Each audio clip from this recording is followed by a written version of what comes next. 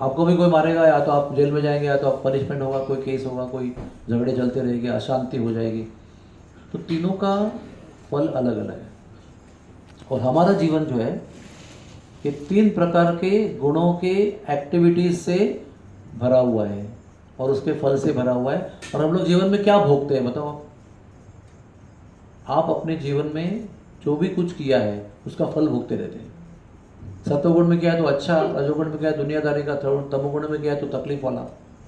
हम सब लोग का जीवन ये 3 मिक्सचर से बना है। मैं अलग नहीं हूँ, आप भी अलग नहीं हो, चाहे कोई भक्त हो या ना हो, ये सबका जीवन ये 3 गुणों में किए हुए कामों के फल के परिणाम से बना हुआ है। तो हम सब लोग अपने काम के फल से बंधे हुए हैं। जैसे आप चाहोगे कि मैं 7वें माले से कूद जाऊंगा, लेकिन मेरा हड्डी टूटना नहीं चाहिए, ये आप चुन सकते हैं क्या? जो करेंगे उसका फल होगा। यहाँ पर आएंगे, काम नहीं करेंगे, हर बार आपका रिपोर्ट जाते काम नहीं हो रहा है, काम नहीं हो रहा है, तो आपका या तो डेक्सो हो जाएगा यहाँ से, या तो इंक्रीमेंट नहीं मिलेगा, या तो डिमोशन हो जाएगा। हम लोग ये नहीं कह सकते मैं यहाँ पर आऊँगा भी, काम भी नहीं करूँगा, लेकिन इंक्रीमेंट चलते रहना चाहिए। ऐसा हो सकता है? नहीं हो सकता। तो हर एक का काम उसके फल के साथ बंधा हुआ है और हम सब लोग उस फल से बंधे हुए हैं। हम लोग उसको फल को चुन नहीं सकते। जैसे 8वें माले से कूदने से हड्डी न टूटना, ये आप चुन नहीं सकते हो। जो करेंगे वैसा उसका फल होगा। लेकिन भगवान के काम को दिव्य कहते हैं, क्योंकि भगवान कोई कर्म नहीं करते हमारे जैसे। भगवान कोई ना हम लिप्यन्ति कर्मशः, मतलब मैं किसी कर्म से लिप्त नहीं हूँ, मजबूर नहीं हूँ। जो ट्रेन में जाता है ना यहाँ से विरार चर्च के ट्रेन में, वो जाने के लिए मजबूर है। आप बोलेंगे आपको घर पगार मिलेगा तो वो जाना बंद कर देगा उधर। जा रहा है तो मजबूरी से जा रहा है वो। कितने लोगों के घर में छोटे छोटे बच्चे हैं, आपको नौकरी में आने का दिल नहीं कर रहे हो कि बच्चों को देखभाल करने, अगर और मौका मिलेगा तो वो छोड़ के घर में बैठ के बच्चों की देखभाल करेंगे। अगर इतना इनकम पिताजी हस्बैंड का है तो फिर वो बोलेंगे मैं नहीं काम करूँगी, मैं बच्चों को अच्छा संस्कार दूंगी। लेकिन मजबूरी से बहुत लोगों को आना पड़ता है, बिकॉज फाइनेंशियल पोजिशन डिफिकल्ट है। भगवान ऐसे किसी भी काम के लिए मजबूर नहीं है। इसलिए भगवान के काम को काम नहीं कहते हैं, कर्म नहीं कहते हैं, क्या कहते हैं? लीला कहते हैं। लीला, लीला उस कार्य को कहते हैं जो किसी भी फल के वश में नहीं होता है और किसी भी मजबूरी नहीं किया जाता है, वो हृदय से और प्रेम से किया जाता है। इसलिए भगवान के काम को लीला कहते हैं। और दिव्यता का अर्थ वही है कि वो सत्वगुण, रजोगुण, तमोगुण किसी भी प्रकार के कर्म से बंधे नहीं है भगवान। हम लोग जन्म लेते हैं और हमारे जन्म का भी एक तरीका है। इस प्रकार से होगा, दर्द होते होते होगा, वो डिफ़िकल्ट जगह से निकलेंगे, बहुत रोएंगे, इसके बाद में ये एक तरीका है। भगवान ऐसे जन्म नहीं लेते। भगवान जन्म कैसे लेते हैं? वो प्रकट हो जाते हैं। कंस के कारागृह में कैसे प्रकट हो गए वो, और वो ऐसे नन्हा 2.5 किलो का बालक नहीं पैदा हुआ, पूरे 4 भुजा वाले, घुंघराले बाल, शंख चक्र पद्म गदा लेकर खड़े हो गए, बात किया कि मैं भगवान हूँ, अब चिंता मत करो, मैं कंस का वध करूँगा, पूरा आश्वासन दिया देवकी को, वसुदेव को। इसको दिव्य कहते हैं। तो भगवान का जन्म जो है ना वो दिव्य है, चाहे वो राम के रूप में आए, नरसिम्हा के रूप में आए, वामन देव के रूप में आए, कृष्ण के रूप में आए, आप कोई भी लो, वराह देव के रूप में आए। देखो किसी का भी जन्म नॉर्मल हमारे तरह से नहीं हुआ है। वराह देव जो है वो ब्रह्मा के नाक से निर्माण हुए और कुछ ही क्षणों में आकाश व्याप्त कर लिया उन्होंने। नरसिंह भगवान खंबा तोड़ के प्रकट हो गए, कहते खंबा ही उनकी माँ थी, खंबा से प्रकट हो गए। वामन देव भी ऐसे प्रकट हो गए, व्यास देव भी ऐसे प्रकट हो गए, राम भगवान भी ऐसे प्रकट हो गए। एक साथ 4 चतुर्व्यूह कहते हैं उसको। 4 भगवान की शक्तियाँ 4 रूप में प्रकट हो गई। और कृष्ण का भी ऐसा है, कंस के कारागृह में भी ऐसा है, यशोदा के घर में भी ऐसा है, 2 जगह जन्म हुआ उनका। अभी माता जी का बर्थडे है ना, इसलिए बता रहा हूँ हमारा जन्म कैसा है। नर मादी एक्चुअली एकत्र आना पड़ता है, फिर 9 महीने की प्रेगनेंसी होती है, बहुत कष्ट होता है, उल्टियाँ होती है, बहुत सारा पेट दर्द होता है, कॉम्प्लिकेशन होता है, बीपी, प्रीएक्लैम्पशिया, हाइपरटेंशन, डायबिटीज़, क्या क्या होता है उसके अंदर। बहुत कष्ट के बाद में वो माँ माता बेटा को जन्म देती है। जन्म में भी प्रीमैच्योर हो गया तो कॉम्प्लिकेशन, और लेट हो गया तो भी कॉम्प्लिकेशन, ओवरवेट हो गया तो कॉम्प्लिकेशन, सिजेरियन, NICU, 1000 तरीके के कॉम्प्लिकेशन हो सकते हैं। We don't know, when you get pregnant you don't understand आगे क्या लिखा है मेरे, इसलिए उसको जन्म कहते हैं। क्योंकि वो हमारे पिछले कर्मों के फल के रूप में होता है। आप बोलेगे बालक का क्या दोष था, वो तो अभी भी दुनिया में आ रहा है। नहीं, वो पूरी चेन है पिछले जन्मों की। इसलिए किसी का बालक अंबानी के घर में जन्म ले रहा है और किसी का बालक झोपड़ी में जन्म ले रहा है। सब लोग चाहते हैं कि अमीर घर में, सुंदर घर में जन्म ले, है ना, सुंदर शरीर जिनका उनके घर में जन्म ले, या बहुत अमीर जो है उनके घर में जन्म ले, सबकी इच्छा होती है। लेकिन फिर भी हम लोग अपने अपने माता के घर में आए हुए हैं जहाँ, और जो सबसे अमीर घर में आया हुआ है वो भी हो सकता है उसको बर्थ से डायबिटीज़ हो, जन्म से उसका वजन इतना हो, बड़ा होने के बाद 150 किलो हो, है ना, एग्जाम्पल मालूम है आपको। क्योंकि इस दुनिया में ना आप अमीर हो या सुंदर हो या कुछ भी हो, पावरफुल फैमिली में हो, प्रधानमंत्री की फैमिली में हो या मुख्यमंत्री के हो, कष्ट जो है ना वो सबको लगा हुआ है, कोई फ्री नहीं है। बस कितने भी पावर हो, ब्रह्मा भी होंगे ना आप तो भी आपको तकलीफ है, मुक्त नहीं कोई। इंद्र को भी अगर देवताओं का राजा बना हुआ है वो, फिर भी उसको टेंशन है, फ्रस्ट्रेशन है, वो भी गलती करता है, वो भी उसके अपने काम का फल भोगता है। इंद्र को भी है, तो बहुत दूर की बात है इंद्र। इसलिए कभी भी हम लोग भी क्या करते हैं, भी आपका जन्मदिन है ना, लोग जन्मदिन में क्या करते हैं, पार्टी देते हैं लोगों को। उस पार्टी में शराब होनी चाहिए, उसमें वो होना चाहिए, इसमें वो होना चाहिए, नॉनवेज होना चाहिए, डांस होना चाहिए, फ्री मिक्सिंग होना चाहिए, हाँ, और खूब लोग एकदम 4 रुपये के तर हो गए तो लेकर पार्टी दिया आपने, बहुत फॉरेन का स्कॉच पिलाया। ये लोगों का आज का कंसेप्ट है ना। दीपक बुझाएंगे फूंक मार के, केक काटेंगे, उनका एक अपना तरीका है। पर वैष्णवों का जन्म होने का तरीका क्या है, वो लोग भक्तों को बुलाएंगे, सत्संग कराएंगे, कीर्तन कराएंगे और लोगों को प्रसाद खिलाएंगे भरपेट, भगवान का भोग लगाया हुआ प्रसाद खिलाएंगे। जैसे आज हम हमारे भक्तों की एक शादी में जा रहे हैं, जुहू मंदिर में शादी है, बहुत प्रतिष्ठित जगह पर, बहुत फेमस जगह पर उनकी बहुत वीआईपी शादी है। लेकिन उसमें क्या होगा, गुरुजी हमारे आएंगे और उसका प्रवचन होगा, भक्त लोग मिलकर प्रवचन सुनेंगे, कीर्तन सुनेंगे और जो 5 स्टार फूड है वो खाएंगे, प्रसाद, लहसुन प्याज के बगैर। वो भी बर्थडे मना रहे हैं, वो भी शादी मना रहे हैं। लेकिन जिस प्रकार से आप मनाते हो उसका भी एक कर्म होता है और उसके भी फल होते हैं।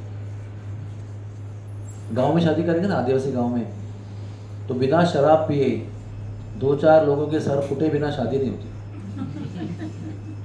मैं आपको सत्य बताता हूँ, जब हम लोग कैंप करते थे तो ये जो जयवंत संख्य वगैरह है ना, राजन संख्य, ये पूरा टीम जो यहाँ काम करते हैं वो दापोली गांव से, पालघर में। तो उस गांव में शादी में दारू देना ही है आपको, मटन देना ही है, और वो दारू पी के टर्न हो जाएंगे, फिर ऐसी मारामारी करेंगे, डंडे वंडे से सर फोड़ेंगे, हर शादी में होना ही है। हम लोग ने जब कैंप शुरू किए तो सबसे पहले शादी जो है वो संदेश पिंपड़े की हुई, आज से 25 साल हो गए पहले। तो हमने बोला आपको ना ये नियम सब तोड़ना है, आपके शादी में नो शराब, नो नॉनवेज, इसको आना है आओ, नहीं तो मत आओ। तो ये बहुत बड़ा सामाजिक चेंज था, वो बहुत उसकी डेयरिंग चाहिए। हमने उनको बहुत अच्छी तरह समझाया और उन्हें निर्णय लिया हम लोग नहीं करेंगे ऐसा। और वो शादी में अरे दारू नहीं, मटन नहीं, कुछ नहीं, क्या शादी है ये। लेकिन जो हंगामा नहीं हुआ, मारामारी नहीं हुई, सर नहीं फूटे, आज उस गांव में कोई शराब देता नहीं शादी में। आज सब झगड़े वगड़े बंद हो गए, शादी शांति से होती है। ये मुझे कैसे पता चला, हमने तो करवाया, शादी उसकी भी मैंने कराई, एक भट्ट जी के रूप में, पुरोहित के रूप में शादी मैंने लगाई उसकी पालघर में। तो उसी गांव का एक डॉक्टर है, डॉक्टर वड़े करके तो यहाँ पर जॉइंट स्पेशलिस्ट करके ज्वाइन हो गए थे बीच में। मेरे घर में मेरे वाइफ का जॉइंट देखने को एक बार आए थे और मुझे बता रहे थे सर मुझे एक बात, मैं तो हरे कृष्णा का भक्त नहीं हूँ, लेकिन मैं एक बात ज़रूर कहना चाहता हूँ, हमारे गांव में शादियों में इतने झगड़े होते थे, इतने मारामारी होती थी, इतने सर फूटते थे, इतना खून खराब होता था। आप लोगों ने जो चेंज लाया ना, आज हमारे गांव में शादी में शराब और दारू बंद हो गया है, मतलब मटन बंद हो गया है। तो मैं कहना चाहता हूँ, जब आप भक्त बनते हो ना तो आपकी विचारधारा बदलती है और आपके कार्य भी बदलते हैं। हम कार्य कैसे करते हैं, अपने विचार के अनुसार करते हैं। जब विचार बदलेंगे तो कार्य बदलेंगे कि नहीं बदलेंगे, काम वही करेंगे, आप खाना भी खाएंगे, शादी भी करेंगे, सब कुछ करेंगे। लेकिन जब विचारधारा बदलेगी तो उसका उपयोग बदलेगा, उसका प्रयोजन बदलेगा, किस लिए कर रहे हैं वो उद्देश्य बदलेगा। इसी तरह इसलिए अपना अगर जन्मदिन मनाना है मुझे भी, आपको भी, किसी को भी मनाना है। जन्मदिन पता है किस लिए होता है? जन्मदिन क्यों मनाते हैं बताओ? आपका क्या आइडिया है बताओ? यस आप बताओ। आपका बर्थडे अगर है तो आप उसको मनाना चाहते हो धूमधाम से, क्यों मनाना चाहते हो? क्या पीछे आइडिया है उसके? एक साथ मिलजुल के। सब एक साथ मिलजुल के कुछ करेंगे। और बताओ। आपका बर्थडे परसों आप मनाना चाहते हैं, उसके पीछे क्या कंसेप्ट है आपका? हाँ, क्या करना है? खुशी जाहिर करना है कि मुझे जो खुशी है, मेरा बर्थडे है, वो मैं सबके साथ बांटना चाहती हूँ। आपका क्या विचार है? सेम। सरिता का विचार क्या है? उसका तो बर्थडे है आज। हाँ, तो वो अपने फादर की याद में भी करना चाहती है। शादी धूमधाम से क्यों मनाते हैं? घर में भी कर सकते ना, पुरोहित को बुलाओ, एक फैमिली बुलाओ, शादी कर दो घर में। तो 2 बेडरूम के फ्लैट में शादी हो सकती है, मैंने की है। गरीब लोगों की जो को पैसा ही नहीं है, घर में शादी की है मैंने उनकी। लेकिन शादी क्यों करते हैं धूमधाम से बताओ? आप सब लोगों को पता होना चाहिए, सब बेसिक बातें हैं। Why we spend so much money? क्यों इतना खर्च करके, इतना डेकोरेशन, इतना खाना, इतना बारात, इतना देना लेना देना, गहने, ये सब क्यों करते हैं लोग बताओ? लोग भूल जाओ, आप क्यों करते हो बताओ? हाँ बताओ ना। खुशियों के लिए। आप खुशी चाहते हो। खुशी कैसे आती है? लोग सोचते शराब पी के आती है, लोग सोचते दारू पी के आती है, मटन खा के आती है, पार्टी करके आती है, डिस्को करके आती है।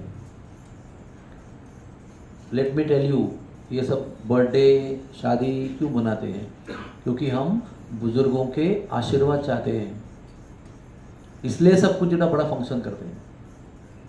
नवविवाहित वधू और जो वर है, वो नवीन जीवन में शुरुआत कर रहे हैं, गृहस्थी जीवन में, उनको बड़े लोगों का सबका आशीर्वाद चाहिए ताकि वो गृहस्थी उनकी अच्छी चले। जन्मदिन का उद्देश्य भी यही है कि बुजुर्गों का आशीर्वाद मिले, संतों का आशीर्वाद मिले। हमारे संस्कृति में, मतलब मेरे नहीं, हमारे कह रहा हूँ मैं, हम सब लोग भारतीय संस्कृति के लोग हैं, भारत में रहने वाले लोग हैं। हमारे देश में जब जन्मदिन होता है तो एक ही उसका पर्पज होता है कि जन्म जिसका हो, दिन जिसका है, वो सबके सामने झुके, चरण छुए और उनको आशीर्वाद दे। और जिसका जन्मदिन है वो बुजुर्गों को गिफ्ट दे, जिसको हम दक्षिणा कहते हैं। लेकिन ब्रिटिशों ने आकर क्या किया है, बर्थडे की व्यक्ति को ऐसा बना के रखा है कि वो सोच रहा है आप क्या दोगे मुझे, आज मेरा बर्थडे, आज वो बैठा हुआ है, ये सब कि सब लोग आए ना, ये क्या क्या दे रहे हैं वो देखेगा। अरे आंटी ने बराबर नहीं दिया, वो आंटी ने अच्छा दिया, वो आंटी तो बहुत अच्छी, उसमें मेरे को पसंद का काम दिया। ये पूरा माइंड से चेंज कर दिया आपका। जहाँ आपको देना है और दे के आशीर्वाद देना है, उसके बदले में आपको बताया कि आपको लेना है, लेने का दिन है, तो उसका माइंड सेट ही ऐसा है बच्चे का, वो देखेगा गिफ्ट जाके खोल के किसने किसने क्या क्या दिया है। शादी में भी लोग सोचते हैं शादी है अब मुझे गिफ्ट मिलेगा, आप सबको गिफ्ट लाना है। ये शादी भी आशीर्वाद लेने के लिए होता है। आप हमारे डॉक्टर हॉस्पिटल में एक डॉक्टर हैं, इसका नाम है सुनीता प्रसाद, उनके 2 बच्चे हैं। हर बर्थडे को वो दोनों अपने अपने बर्थडे को 3-4 दिन पहले मार्केट से कुछ कुछ लाते हैं और सजाते हैं उसको। जैसे कभी ड्राई फ्रूट का एक थैली सजा दिया, उसको प्लास्टिक रैप कर दिया, या कभी और कुछ घर में कुकी बना दिया, उसका ही प्लास्टिक रैप कर दिया, और 15-20 बनाएंगे और डॉक्टर दलाल, डॉक्टर शानबाग, डॉक्टर संखे, डॉक्टर राठौड़, इन सबके घर में जाके बर्थडे में वो देंगे और बोले प्रभु जी आशीर्वाद दे दो सबको। हर बर्थडे को, आज वो 25 साल के हो गए बच्चे, फिर भी 2 साल की उम्र से उनको लेके आ रहे हैं, उनके हाथ से उनको ट्रेनिंग दिया है कि आपको देना है आपके जन्मदिन के समय।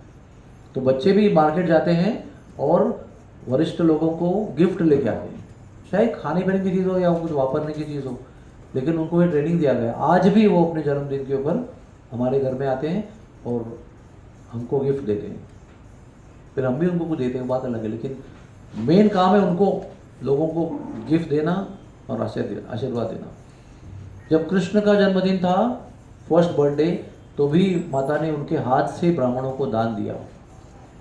जब बलराम जी का बर्थडे था एक दिन, तो बलराम जी को घर में रुका लिया और कृष्ण को गौचारण के लिए भेज दिया। क्या बेटा, आपको आज गौचारण नहीं करना है, आज आपको संतों को दक्षिणा देनी है, आज आपका अभिष्ट चिंतन होगा, आपके मंत्रोच्चारण किया जाएगा आपके भविष्य के लिए। तो बलराम जी के जन्मदिन के ऊपर फिर कृष्ण ने कालिया का दमन किया, कृष्ण ने अगासुर का वध किया अकेले। ऐसे सभी लोगों के जन्म की कहानी है, जन्मदिन के समय माता ने क्या क्या किया। तो अपना जो मनुष्य जीवन है ना, उसमें ही विचारधारा बदल सकती है। और कोई जीवन ऐसा है क्या, कुत्ता बिल्ली पंछी मच्छर मछली, जिनका विचारधारा बदल सकती है? कोई ऐसा जीवन है, कोई ऐसा प्रजाति है जिसमें आप जन्म लेके आपका जीवन माइंड बदल सकता है? इसलिए हम लोगों को मानव कहा गया है, मनुष्य कहा गया है, जिसका मन जो है प्रगत है, विकसित है, एडवांस्ड है। इसलिए आप, अगर आपका मन में विकास नहीं हो रहा है तो आप मानव नहीं हो शरीर में, लेकिन क्वालिटी में नहीं हो। अगर आपके मन में विकास हो रहा है तो आप मानव हो, आप मनुष्य कहलाने के योग्य हो। जिसका मन में विकास होता है मतलब क्या, विचारधारा बदलती है, दिव्य हो जाती है, श्रेष्ठ हो जाती है, लोगों के लिए आदरणीय हो जाती है, वंदनीय हो जाती है, तभी वो जीवन को हम मानव जीवन कह सकते हैं, प्रगतिशील। एक और शब्द है आर्य। आर्य की व्याख्या क्या है, जो जीवन की प्रगतिशील मूल्यों को जानता है, ज्ञान के आधार पर समझता है, उसको आर्य कहते हैं। जैसे को महाभारत रामायण में पत्नी आके बोलेगी आर्य आर्य, उसका मतलब क्या है कि आप मेरे पति हो, जीवन के प्रगतिशील मूल्यों को जानते हो आप, इसलिए हम आपका सम्मान करते हैं और पुकारते भी ऐसे ही पुकारेंगे। तो हमें ना ये जीवन में वो करना है। केवल मनुष्य जन्म लेके सब कुछ नहीं होता है, मनुष्य जन्म लेके करना क्या है वो पता होना चाहिए। और इसलिए सब इवेंट्स है, ये जन्म का है, शादी का है, और बहुत सारे इवेंट्स है हमारे जीवन में। एक पुण्यतिथि भी होती है, पुण्यतिथि का भी उद्देश्य यही होता है कि जो गुजर गए हैं उनको संतों का आशीर्वाद मिले और उनके आगे की प्रकृति अच्छी जगह पर हो। पुण्यतिथि पे क्या करते हैं, वो विधि करते हैं श्राद्ध की, और क्या करते हैं, ब्राह्मणों को बुलाते हैं। तंबाकू खाने वाले, मांस खाने वाले ब्राह्मणों को नहीं, सही ब्राह्मणों को बुलाते हैं और उनको पेट भर के भोजन कराते हैं, संतुष्ट करते हैं, फिर उनको दक्षिणा देते हैं, फिर उनको ग्रंथ देते हैं, फिर उनको वस्त्र भी देते हैं, यानी कपड़ा देते हैं, पैसा देते हैं, पुस्तक भी देते हैं और प्रणाम करते हैं, और कुछ चाहिए आप सब देते हैं। फिर पहले कहते हैं कि मेरे पिताजी की प्रार्थना करो आप। फिर वो ब्राह्मण जो है वहाँ बैठे बैठे उधर से उठने के पहले वो जो गुजर गए हैं उनके लिए प्रार्थना करेंगे। वो ब्राह्मणों का आशीर्वाद से जो गुजर गए हैं उनकी गति जो है ना उच्च स्थान पे होती है। हर जगह पे, हर तिथि का, हर उत्सव का, हर बर्थडे जो भी आप घर में करते हो, जो भी विधि करते हो, वो सबका उद्देश्य एक ही है, संतों का आशीर्वाद प्राप्त करना। संतों का आशीर्वाद प्राप्त किए बिना जीवन में प्रगति नहीं होती। अगर आपको सिंपल जीवन में शांति और खुशी भी चाहिए, वो भी संतों के आशीर्वाद से बिना नहीं मिलेगा।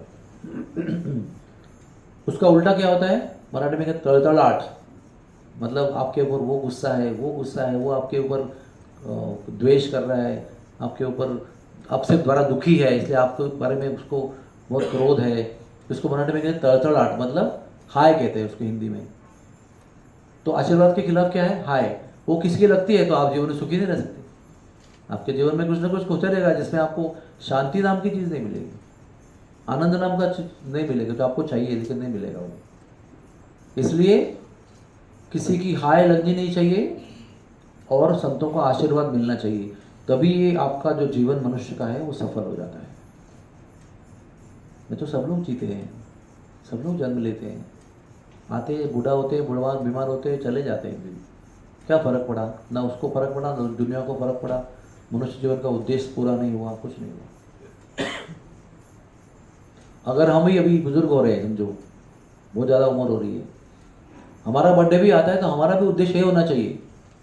हो सकता है हम बड़े उम्र के हो गए तो हमारा आशीर्वाद देने के लिए बहुत लोग आएंगे, ठीक है, लेकिन हमको भी हमारे जो वरिष्ठ हैं उनका आशीर्वाद लेना चाहिए।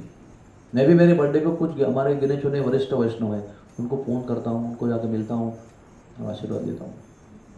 और समझो अभी मैं शाम को शादी में जाऊँगा आज, उसमें भी मेरे से उम्र के बड़े वैष्णव आएंगे, मैं जाके उनके चरण छूँगा।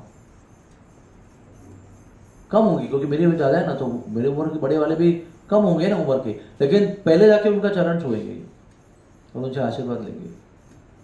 अभी हम बड़े हो गए उम्र से, इसलिए हम आशीर्वाद फ्री नहीं हो गए, हमको भी आशीर्वाद चाहिए, हर समय चाहिए, जीवन के अंत तक चाहिए।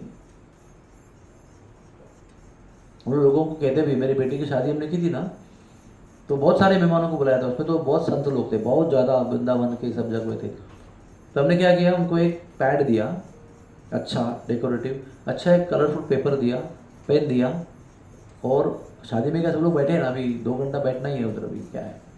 तो हमने कहा, बैठे हैं, मेरी बेटी के लिए आशीर्वाद लिखो आप। तो सब लोग ऐसे बैठ गए, सोच सोच के लिखने लगे, कि क्योंकि ऐसा कभी कुछ बोला नहीं उनको, तो चाव चाव चाव करते बातें करते यहाँ वहाँ की, जब तक डिनर नहीं होता है तब तक। तो सब लोग ऐसे लेके बैठ गए और विचार पूर्वक उन्होंने बहुत सारे सुंदर शब्दों में आशीर्वाद लिया। तो हमने उसको कैटेगराइज किया, सन्यासी कौन थे, बुजुर्ग गृहस्थ कौन थे, फ्रेंड्स कौन थे, गर्ल्स फ्रेंड्स कौन थे, लड़के फ्रेंड्स कौन थे, ऐसा को कैटेगरी करके उसको एक फाइल बना के उसको गिफ्ट दिया उसी दिन रात को, ताकि वो घर जाके आराम से पढ़े कि शादी में कौन कौन आया और किसने किसने क्या क्या आशीर्वाद दिया। वही उनका मेन पूंजी है शादी का। इतना बड़ा फाइल बन गया, और एक कैटेगरी के बाद एक पिंक पेपर बीच में, दूसरा कैटेगरी, तीसरा कैटेगरी। मैंने कहा आपको सालों लगेंगे इसको पढ़ने के लिए, जब भी मन उदास होगा ना गृहस्थी में, इसको खोल के पढ़ना। ये है पर्पस। इस प्रकार से शादी, बर्थडे सब होना चाहिए। शादी बर्थडे में लोगों को देना चाहिए कुछ ना कुछ अपनी तरफ से, चाहे आप गरीब हो, 5 रुपये का कुछ लिमलेट दे रहे हो, लेकिन आपको देने की आदत लगाना चाहिए, बच्चों को भी लगाना चाहिए, ताकि वो ऐसे ही ना रहे।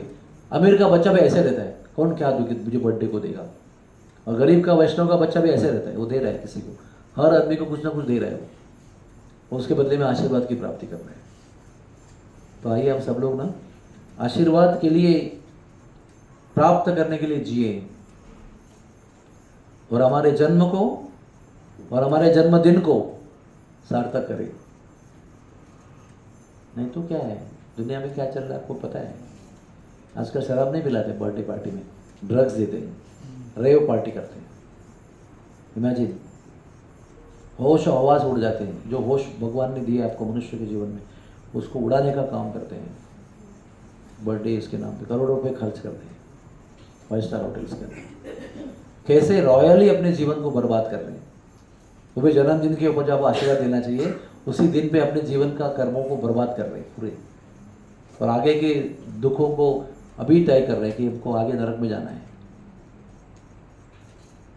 ये सब विचार करने जाए। इसलिए मैंने कहा कि जन्म कर्म चमे दिव्यम एवं यो वेत्ति तत्वतः, ये विचार करने जैसी बात है कि जिनके कर्म दिव्य हैं वो भगवान को जानना और समझना, ये हमारे जीवन के मोक्ष का मार्ग है। त्यक्त्वा देहम पुनर्जन्म न इति, उस व्यक्ति को पुनर्जन्म नहीं होगा, वो भगवान के पास जाएगा, दोबारा यहाँ पर कष्ट भोगने के लिए नहीं आएगा। ऐसा हमारा जीवन है, ये बहुत सुंदर जीवन है। जिसको पता है उसका जीवन दिव्य अपने आप हो जाता है। जिसको पता नहीं है वो सोचता है कि ये नहीं किया, दारू नहीं पिया, मटन नहीं खाया, फॉरेन नहीं गया, 4 में गाड़ी में नहीं घुमा, बंगले में नहीं रहा, या कोई टूर में गई जाके हिल स्टेशन में जाके नहीं आया, तो जीवन बर्बाद हो गया, ऐसा लगता है उनको, क्योंकि उनको नॉलेज नहीं है। सबसे पहली बात मनुष्य जीवन की जो है जन्म लेने के बाद, वो है नॉलेज। अगर आपको ज्ञान नहीं प्राप्त है तो हमारे जीवन में कुत्ता बिल्ली के जीवन में कुछ फर्क नहीं है। हमारा जीवन डिफरेंट है क्योंकि हमारे पास ज्ञान है, इसलिए वो डिफरेंट काम करते हैं, हम डिफरेंट विचार करते हैं। हरे कृष्णा कृष्णा कृष्णा हरे हरे, हरे राम राम राम हरे हरे।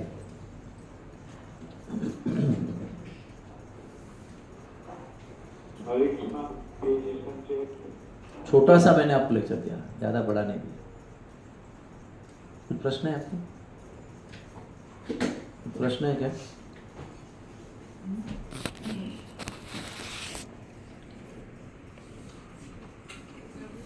यस। मेरी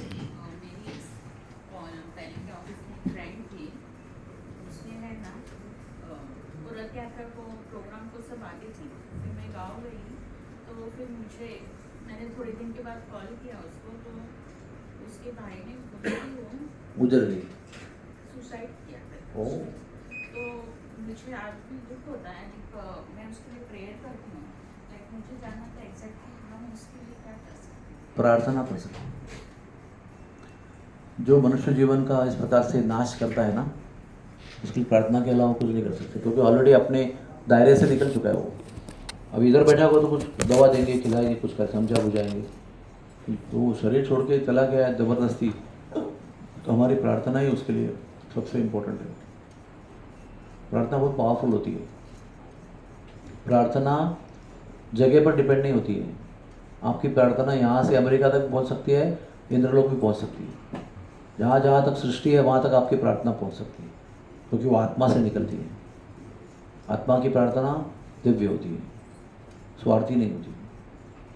करुणा वाली प्रार्थना होती है ना, जो आत्मा से निकलती है, वो आत्मा कहीं भी हो। मेरी दादी 73 में गुजर गई थी, अभी 2 जन्म गुजर के 3rd लाइफ में गई होगी शायद, आई डोंट नो। लेकिन आज भी मैं प्रार्थना करता हूँ, प्रार्थना उसके पास पहुँचेगी। उसकी आत्मा जिसमें है, जिस शरीर में है, वहाँ पर उसकी प्रार्थना पहुँचेगी और असर करेगी।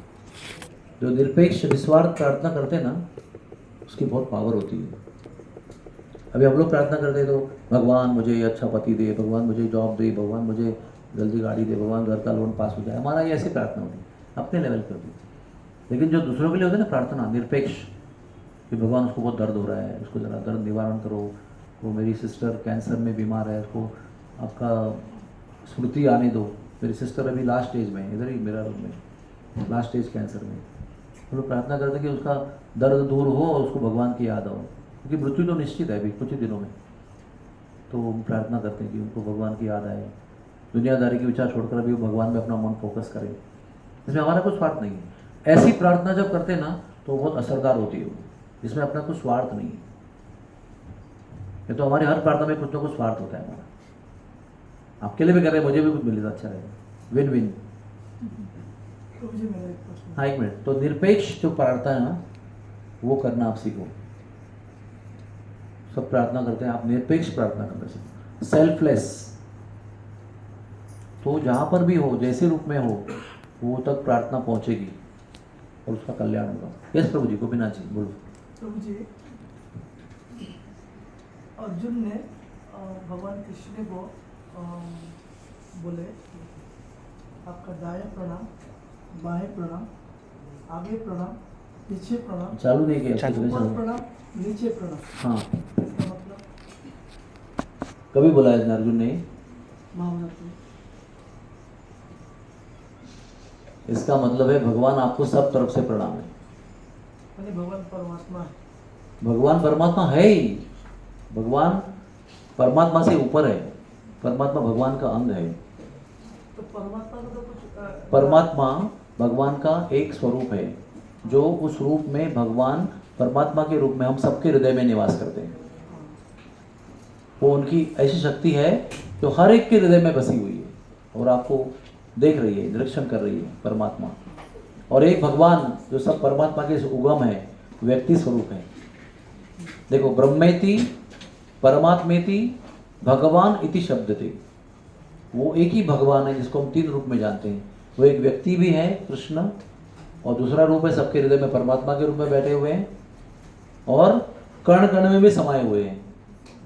एक तो आपके हृदय में है, एक जगह पर बैठे हैं सबके हृदय में, और एक जो है हर वस्तु में, हर कण कण में बसे हुए हैं। सूरज है ना, सूरज, वो सूरज है ना, पहला स्टेप क्या है, उसका किरण जो आपके इधर भी खिड़की से अंदर आ रहा है। दूसरा है प्लैनेट, जहाँ से प्रकाश आ रहा है। और तीसरा उस प्लैनेट के एक राजा है, राजा विवस्वान, सूर्यदेव। तो ये 3 प्रकार की अंडरस्टैंडिंग है। वो सूर्य प्रकाश जो है सूर्यदेव, सूर्य लोक से आता है, वो भगवान विवस्वान है। और सूर्य जो प्लैनेट है वो परमात्मा की तरह है, और किरण जो है वो सब जगह समाये हुए हैं। जो परिवर्तनशील है वो परमात्मा नहीं हो सकता है। परमात्मा को परिवर्तन की जरूरत क्या है? वो परिपूर्ण है। परिवर्तन किसका होता है? जो अपरिपूर्ण है, जो इनकम्प्लीट है, उसका कल्याण होता है, उसका उद्धार होता है। परमात्मा तो भगवान है स्वयं। परमात्मा सेम रहता है हमेशा, सच्चिदानंद, वो कभी चेंज नहीं होता है।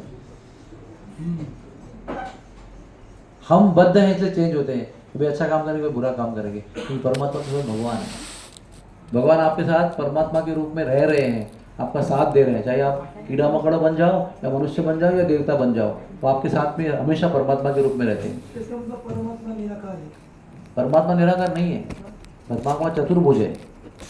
आप भागवत पढ़ो, तो लिखा है परमात्मा के दो अंग है, एक निराकार है, एक साकार भी है। साकार रूप श्रेष्ठ है निराकार से। निराकार शक्ति है परमात्मा की, और साकार चार भुजा के रूप में आपके हृदय में वो सूक्ष्म रूप में विराजमान है। उसी पर योगी लोग ध्यान करते हैं और उसी चतुर्भुज नारायण को परमात्मा के रूप में हृदय में दर्शन करते हैं। क्या है? प्रेमांजन चुरित भक्ति विलोचने न संतः सदैव हृदयेषु विलोकयन्ति। संत सदैव हृदय में उसको देखते रहते हैं। वो कौन है? वो श्याम सुंदर का स्वरूप है। यम श्याम सुंदरम गुण अचिंत्य गुण स्वरूपम। लेकिन उसके लिए भक्ति चाहिए। जब भक्ति करेंगे तो आपको हृदय में बैठे हुए भगवान का दर्शन होगा। परमात्मा व्यक्ति है, परमात्मा केवल शक्ति और निराकार नहीं है। आप और हम भी व्यक्ति है, वो मेरी बोलने की एक शक्ति है जिससे मैं आपसे कम्युनिकेट कर रहा हूँ। लेकिन मैं व्यक्ति हूँ, वो मेरे तरफ से ये वाचा आप तक पहुंच रही है, विचार पहुंच रहे हैं, लेकिन मैं वाचा नहीं हूँ, मेरी वाचा है वो, मैं थोड़ी वाचा हूँ। मेरी वाचा के माध्यम से मैं आपसे संपर्क बना रहा हूँ, अभी विचारों का आदान प्रदान हो रहा है। तो जिस शरीर में आत्मा है उसका नामकरण है और परमात्मा का कोई नामकरण नहीं है। यम श्याम सुंदरम अचिंत्य गुण स्वरूपम, अनंत नाम है उनके भी, अनंत कोटि नाम है उनके, थोड़ी एक नाम है। एक ही व्यक्ति का अनंत नाम है, हमारा एक ही नाम है। कौन बोला उनका नाम नहीं है? हमारा शरीर धारण करने के बाद में आप कन्या हो गए तो आपका एक नाम है, पुरुष हो गए तो इसका एक नाम है। अलग अलग नाम क्यों है? क्योंकि आप आइडेंटिफाई करें, इसलिए नाम दिया गया है। और पुकारे आपको, बुलाए आपको, इसलिए उसका नाम दिया। नाम का पर्पस क्या होता है? और भगवान का नाम भी उनको पुकारने के लिए होता है, लेकिन उनके अनंत नाम है। यम श्याम सुंदरम अचिंत्य गुण स्वरूपम, अनंत गुण अनंत नाम है उनके, एक ही व्यक्ति के। अलग अलग रूप में भी वो आते हैं और सब लोगों को दर्शन देते हैं।